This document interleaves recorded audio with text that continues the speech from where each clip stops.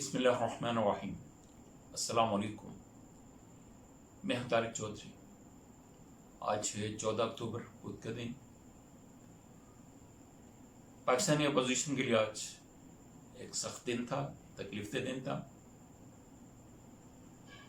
आज NA 120 के ज़िमनी election के हवाले से नून लीगी रहनुमा मरियम सफ्दरवान के हवाले से केस नैब को रेफर कर दिया गया है,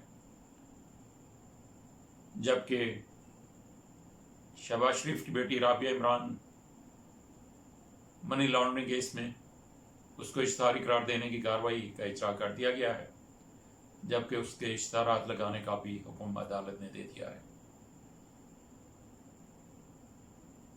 और वज़ीर आला सिंध मुराद अली शाह की भी आज नैब कराची में पेशी थी, जहां नैब के 4 ऑफिसर्स ने उनसे शुगर सब्सिडी केस, रोशन सिंध केस और गंदम बुरहान के हवाले से तफसीली तफ्तीश की, जिसका वो तसल्ली बख्श जवाब ना दे पाए। जैसा कि हम जानते हैं कि एक तवील अदालती कार्रवाई के बाद नवाज शरीफ को वज़ारत उज़्मा से हाथ धोना पड़े थे। पनामा केस में उन्हें नाअहल करार दे दिया गया था और फिर उनके हल्के NA 120 में ज़िमनी इलेक्शन हुआ, जिसके लिए उनके घर के ही एक फर्द को उनकी पार्टी ने नामजद किया और फिर तमाम तर इंतखाबी असूल व ज़वाबित को तोड़ते हुए NA 120 में सरकारी वसाइल से 250 करोड़ रुपए उड़ा दिए गए। उनके लिए ना तो उस पाबंदी का ख्याल रखा गया कि इंतखाबात के दौरान किसी हल्के में तरक्याती काम नहीं करवाया जा सकता, और फिर तरक्याती काम करवाने के लिए जो उसूल व ज़वाबित हैं उनको भी परे का के बराबर हैसियत नहीं दी गई। और इस सारे इलेक्शन कैंपेन की हेड मरियम सफ्दरवान थी। इसके लिए LDA के ज़िली इदारे टेपा को इस्तेमाल किया गया। लोगों को पैसे बांट दिए गए तरक्याती काम के नाम पे, वोटरों को खूब खरीदा गया और उसके बाद कहीं जाके टेंडर हुआ और उसके बाद फिर तीसरे स्टेप पे वर्क ऑर्डर्स दिए गए। तो इस तरह से हर चीज़ को ही उल्टा कर दिया गया और फिर अपोजिशन के उम्मीदवार को इस तरह से रियासती वसाइल में से 250 करोड़ रुपए के इसराफ के बाद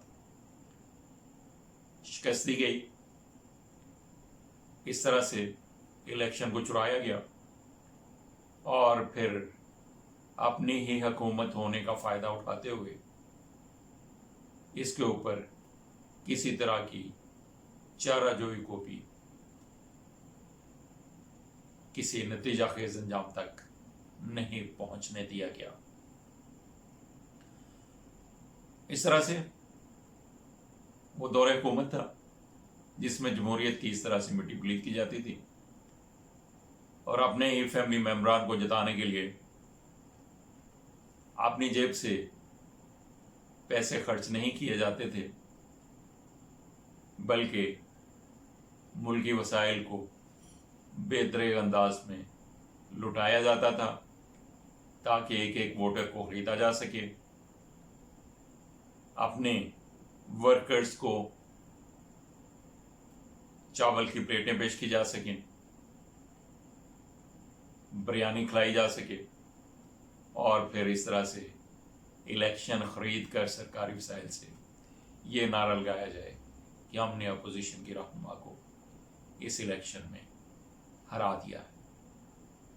آج ہی شہباز فیملی کے لیے ایک بری خبر تھی۔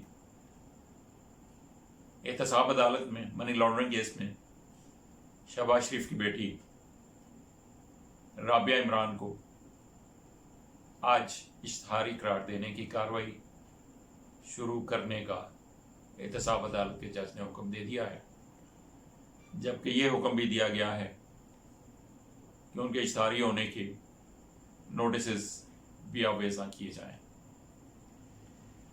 جبکہ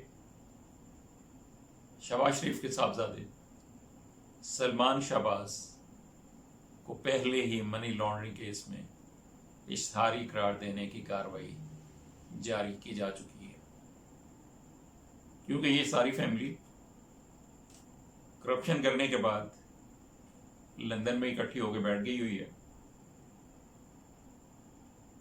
اسحاق ڈار سمیت، حسن اور حسین نواز سمیت، علی عمران سمیت، ہارون یوسف سمیت، نواز شریف، حتیٰ کہ سارے ہی افراد خانہ لندن میں مجمع لگائے بیٹھے ہیں، اور عدالتیں بار بار انہیں کرپشن کیسز میں طلب کر رہی ہیں، لیکن کوئی بھی عدالتوں کی بات سننے کے لیے آمادہ اور تیار نظر نہیں آتا، جس کی وجہ سے اب وہ دڑا دڑ اشتہاری اور مفرور قرار پاتے جا رہے ہیں، اور ان کے لیے اشتہاری ہونے اور مفرور ہونے کی کارروائیاں جاری ہیں۔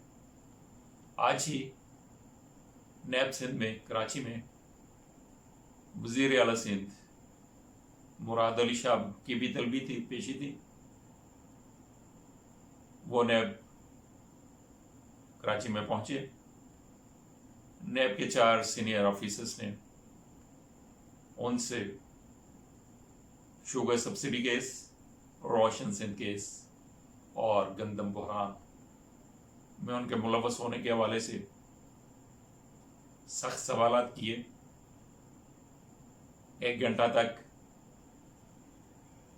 ان سے بار بار سوالات کیے جاتے رہے، لیکن وہ نیب کی ٹیم کو مطمئن کرنے میں بری طرح سے ناکام ہو گئے۔ اس طرح سے نیب کے لیے آج کا دن نیب کے حوالے سے اپوزیشن کے لیے برا دن تھا۔ احتساب کے حوالے سے ان کی مشکلات میں مزید اضافہ ہوتا ہوا نظر آ رہا ہے۔ اگرچہ وہ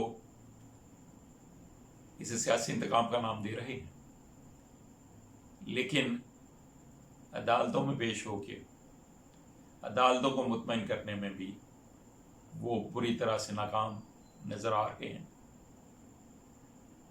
اول تو یہ لوگ عدالتوں میں پیش ہی نہیں ہو رہے، اور اگر کوئی پیش بھی ہوتا ہے تو عدالتوں کو اور نیب اتھارٹیز کو مطمئن کرنے میں بری طرح سے ناکام ہو جاتا ہے، بلکہ اکثر سوالات کے جوابات دیے ہی نہیں جاتے، اور بعد میں باہر آ کر یہ کہا جاتا ہے کہ ہمیں سیاسی انتقام کا نشانہ بنایا جا رہا۔ اب تک کے لیے اتنا ہی۔ انشاءاللہ پھر ملیں گے نیکسٹ ویڈیو میں کسی اہم خبر کے ساتھ۔ اللہ حافظ۔